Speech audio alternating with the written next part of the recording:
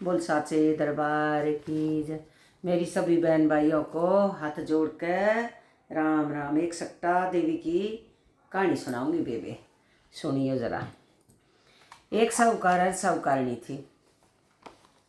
वे दान धर्म और पुण्य कुछ भी नहीं करते थे और जिसके कारण उनको कोई औलाद नहीं थी। एक बार माह महीने की चौथ का दिन आ पड़ा और कुछ औरतें महाचौथ की कहानी सुन रही थी। तब साहूकारणी उसके पास जाकर बोली, तुम क्या कर रही हो? वे बोली, आज चौथ का व्रत है सो कहानी सुन रहे हैं। साहूकारणी ने पूछा, चौथ के व्रत से क्या होता है? तब वे बोली, इससे अन्न वस्त्र भंडार और बेटा सब कुछ मिलता है। अब साहूकारणी बोली, अगर मैं नहाई रह जाऊं तो सवा शेर का तिलकुटा करूंगी और चौथ का व्रत करूंगी। बाद में वह नहाई रह गई और फिर वह बोली, अगर मेरे लड़का हो जाएगा तो 2.5 शेर का तिलकुटा करूंगी। उसका लड़का भी हो गया और फिर वह बोली, चौथ माता मेरे लड़के की शादी हो जाए तो मैं 1.25 मण का तिलकुटा करूंगी। बेटे की शादी भी हो गई और बारात लेकर लड़का बहने चल दिए। तो चौथ माता ने सोचा, यह साहूकारणी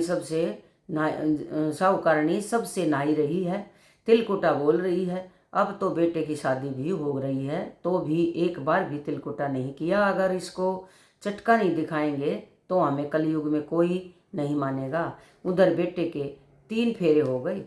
चौथे फेरे में चौथ माता गरजती बरसती आई और बेटे को उठा के ले जाकर पीपल पर बिठा दिया।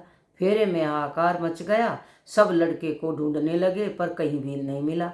कई दिनों बाद गणगौर आई और लड़कियां गणगौर पूजने के लिए गई। उसी पीपल के नीचे दूब लेने के लिए गई। पीपल में से एक आवाज आई कि आ मेरी अध ब्याही। ये बात सुनकर लड़की सूखने लगी। लड़की की माँ बोली, बेटी मैं तुझे अच्छा खिलाती हूँ फिर भी तू क्यों सूख रही है? लड़की बोली, जब मैं दूब लेने जाती हूँ तो पीपल में से आवाज आती है, आ मेरी अधब्याई। माँ ने कहा, पीपल में देखा वहाँ शादी का जोड़ा पहने वही जमाई बैठा हुआ है। माँ ने पूछा, मेरी बेटी को अधब्याई छोड़कर यहाँ क्यों बैठा हुआ है? लड़का बोला, मैं तो चौथ माता के गिरवी पड़ा हूँ। मेरी माँ ने तिलकुटा बोला था पर किया नहीं और जिससे चौथ माता नाराज हो गई और उठा लाई।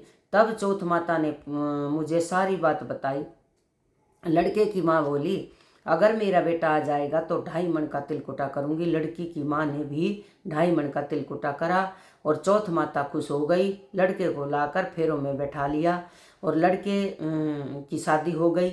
जब लड़का बहू को लेकर अपने घर पहुंचा, बाद में साहूकारनी ने धूमधाम से चौथ माता का व्रत किया और 2.5 मण का तिलकुटा किया। सबको ही चौथ माता व्रत और तिलकुटा करना चाहिए। हे चौथ माता, जैसा उनका बहू बेटे मिलाए वैसे सबको मिलाना कहते सुनते उकारे बरते।